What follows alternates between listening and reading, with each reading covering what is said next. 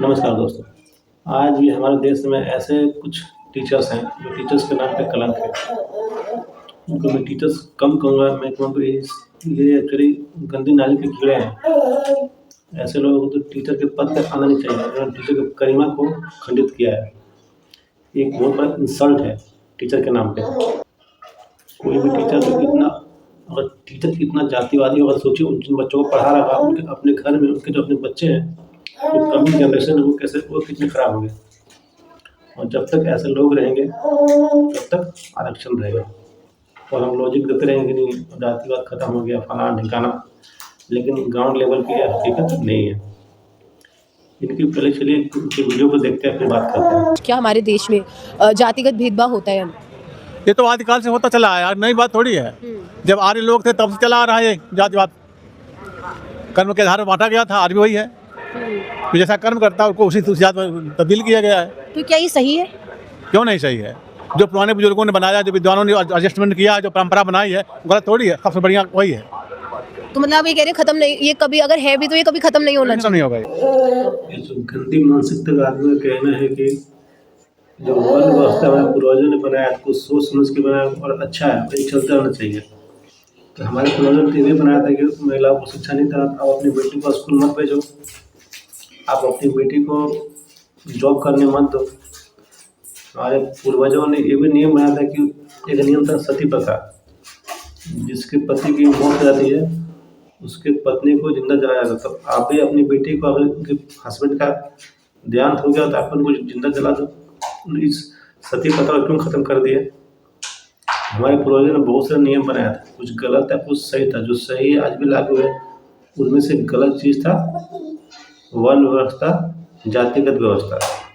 और ये किसी भगवान ने नहीं, आप जैसे गंदी मानसिकता गंदी नाली के कीड़े ने बनाया था।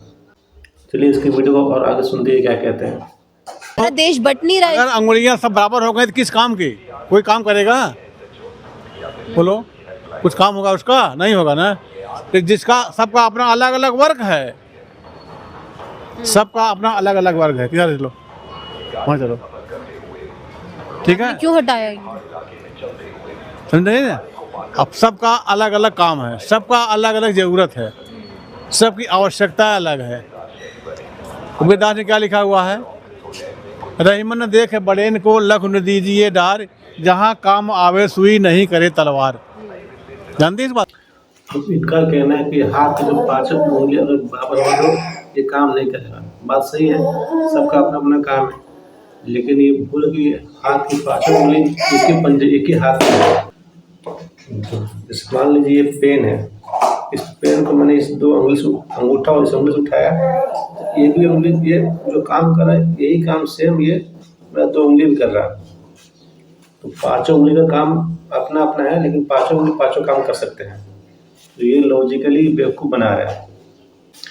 इन्होंने एग्जाम्पल दिया कि सुई और तलवार का, जो काम सुई का है वो वाकई सुई करेगा, और जो काम तलवार का है वो तलवार ही करेगा।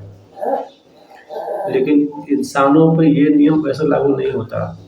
हर जाति का आदमी बॉर्डर पर लड़ सकता है, हर जाति का आदमी डॉक्टर बन सकता है, हर जाति का आदमी पुलिस बन सकता है, हर जाति का आदमी टीचर बन सकता है। तो वहाँ ऐसे गंदी नाली का कीड़ा, जो गंदी मानसिकता का जो इंसान रहेगा, तो हर जाति का आदमी हर जाति के लोगों का विकास नहीं हो पाएगा। तो अपना जो तर्क है ना, जाके टॉयलेट में फ्लश कर दो। तुम जैसे घटिया लोगों के कारण ही आज हमारा देश का बर्बादी के कगार पे है। और आगे सुनते हैं क्या कहते हैं। क्लास में 60 बच्चे होते हैं, एक बंदा खड़ा होकर पढ़ाता है। क्या सब थोड़ी जज बन जाते हैं? कोई एक बनता है, दो बनता है ना? 10 बच्चे आगे जो बैठे हैं पढ़ रहे हैं, उनका ध्यान वह जो दो बेंच के बाद बैठे हुए हैं अपने में मस्ती में मस्त हैं। तो सब नहीं पढ़ते हैं, 60 में कई 2-4 बच्चे निकलते हैं और सब नहीं, ये बात मान ली मैंने कि 60 में से 2 ही निकलेंगे, या 2 ही IAS बनेंगे, 2 ही लॉयर बनेंगे। वही कैटेगरी वहाँ भी लागू होती है हर जगह। जो जिस परिवार की जो परंपराएं हैं, जो उनका अगला एग्जाम्पल सुनिए, लॉजिक सुनिए। इन्होंने कहा कि जो क्लास में आगे बैठता है वो बच्चे को ध्यान से सुनता है, और पीछे के बच्चे अपने गप करते मस्ती में रहते हैं। हालांकि ये बात भी सही है, इन्होंने जो पढ़ रहा है उनको उन्होंने स्वर्ण कैटेगरी में डाल दिया, और जो नहीं पढ़ रहा उसको इन्होंने SC ST OBC की कैटेगरी में डाल दिया। इनका लॉजिक सुनिए कैसा बोल रहे हैं। आगे बैठा है जो पढ़ रहा वही ऊपर जाएगा, ठीक है, पढ़ने में ऊपर जाएगा, लेकिन जो नहीं पढ़ रहा यहाँ पे उन्होंने जाति व्यवस्था उनको घुसेड़ दिया जबरदस्ती। जो नहीं पढ़ने वाला वर्ग है वो आपका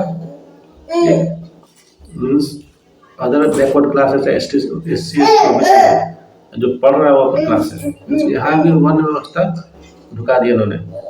जो बच्चे नहीं पढ़ रहे ये उनकी गलती है, ये देखना भी आपका काम है। अगर आपके रहते क्लास में कुछ बच्चे पढ़ रहे हैं, कुछ बच्चा नहीं पढ़ रहे, और अगर आपने उनको छोड़ दिया है, आप एक बहुत ही बेकार टीचर है। आप क्लास में आगे बैठे, आपका कर्तव्य है हर बच्चे पर ध्यान देना, आपकी क्लास में हर बच्चे को इंगेज करना, हर बच्चे को ये प्रेरित करने का, हर बच्चा APJ अब्दुल कलाम बने, हर बच्चा डॉक्टर बने, हर बच्चा टीचर बने, हर बच्चा अपने ऊंचाइयों के हर टारगेट को पार कर सके। ये पहले कह रहे कि जो पीछे बैठा नहीं पाऊंगा तो वैसे ही बनेगा। अरे भाई, तो बच्चों की मानसिकता होती है, ये तो फिक्स मेंटालिटी है, वो बच्चे अक्सर पढ़ाई से भागते हैं। ये काम किसका है? टीचर्स का है, पेरेंट्स का है कि बच्चों को पढ़ाई के लिए प्रेरित करें। लेकिन ऐसा फालतू टीचर जब खुद ही बोले कि टीचर नहीं पढ़ रहा उसको छोड़ दो, वैसे ही रहेगा, कि क्या होगा देश का, बताइए।